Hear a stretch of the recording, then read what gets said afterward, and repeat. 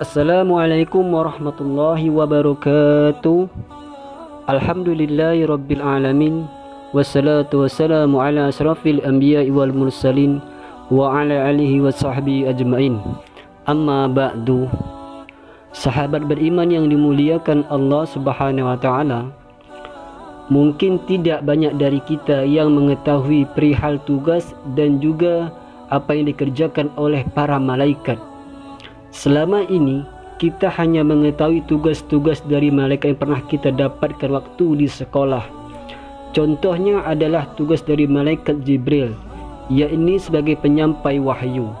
Tugas malaikat Mikail adalah sebagai pemberi rezeki kepada seluruh makhluk hidup di bumi dan lain seterusnya.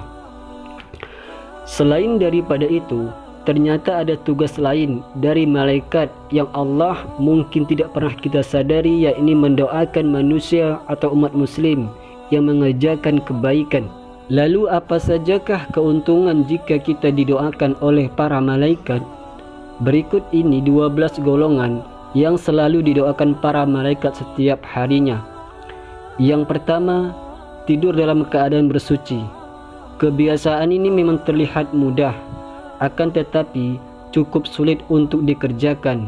Bagi orang yang kuat iman dan takut kepada Allah, tentu sebisa mungkin akan menyempatkan waktu untuk bersuci terlebih dahulu sebelum tidur. Barang siapa yang tidur dalam keadaan suci, maka malaikat akan bersamanya di dalam pakaiannya.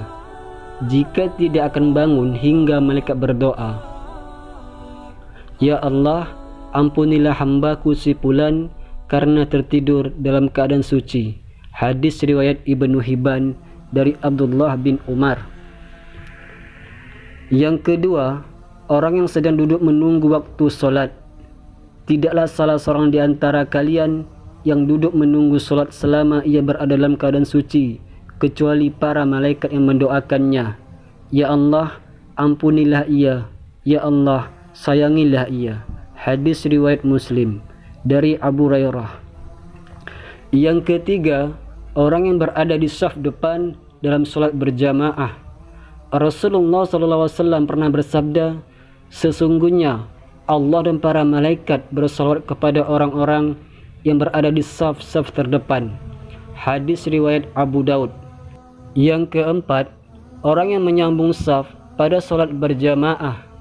Orang-orang yang tidak membiarkan barisan saf solat kosong juga termasuk salah satu orang beruntung yang selalu didoakan oleh para malaikat. Aisyah radhiyallahu anha, Rasulullah SAW pernah bersabda, "Sesungguhnya Allah dan para malaikat bersalawat kepada orang yang menyambung saf, dan siapa yang mengisi celah, niscaya Allah akan mengangkat derajat orang tersebut karenanya." Hadis riwayat Ibnu Majah. Yang kelima, mengucapkan amin ketika imam selesai membaca Al-Fatihah. Hal ini pernah dikatakan oleh Abu Hurairah radhiyallahu anhu bahwa Rasulullah SAW pernah bersabda, "Jika seorang imam membaca ghairil maghdubi alaihim waladdallin, maka ucapkanlah oleh kalian amin, karena barang siapa mengucapkannya itu bertepatan dengan ucapan malaikat, maka ia akan diampuni dosanya yang masa lalu." Hadis riwayat Imam Bukhari dari Abu Hurairah. Yang keenam, orang yang duduk di tempat solatnya setelah selesai solat. Mungkin ini yang sering kita lupakan saat selesai solat, yakni langsung berpindah tempat untuk bersandar atau sekedar mencari tempat yang lebih luas.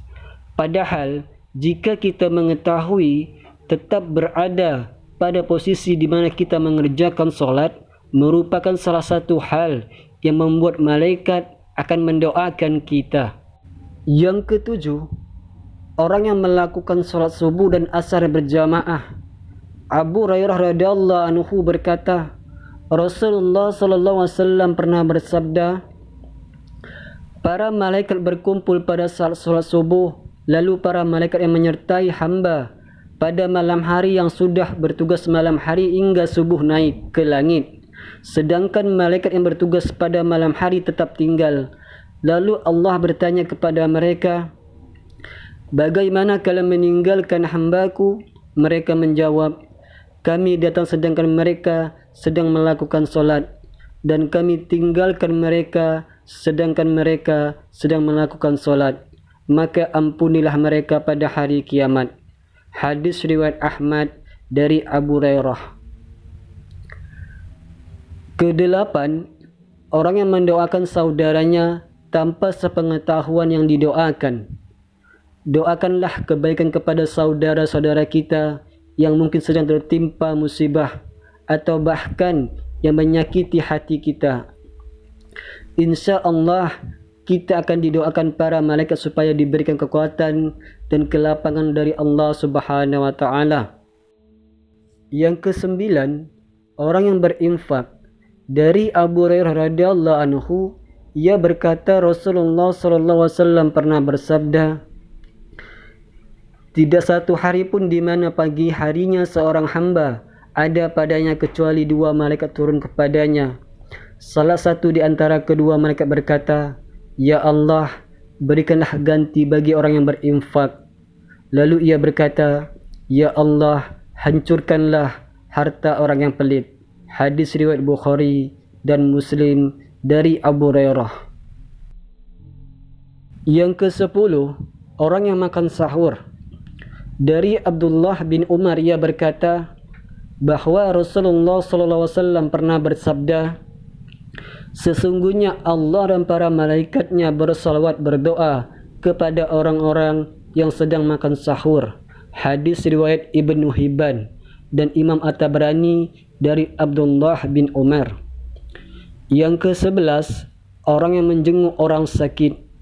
Dari Ali bin Abi Thalib, ia berkata bahwa Rasulullah SAW bersabda, tidaklah seorang mukmin menjenguk saudaranya kecuali Allah akan mengutus 70.000 malaikat untuknya yang akan berselawat kepadanya di waktu siang kapan saja hingga sore, dan di waktu malam kapan saja hingga subuh.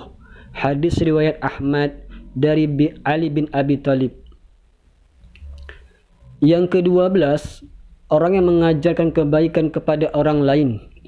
Rasulullah SAW bersabda, keutamaan seorang alim atas seorang ahli ibadah bagaikan keutamaanku atas seorang yang paling rendah di antara kalian.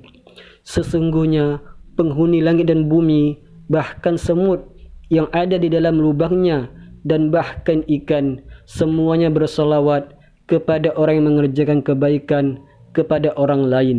Hadis riwayat Tirmizi dari Abu Muhammad Al-Bahili.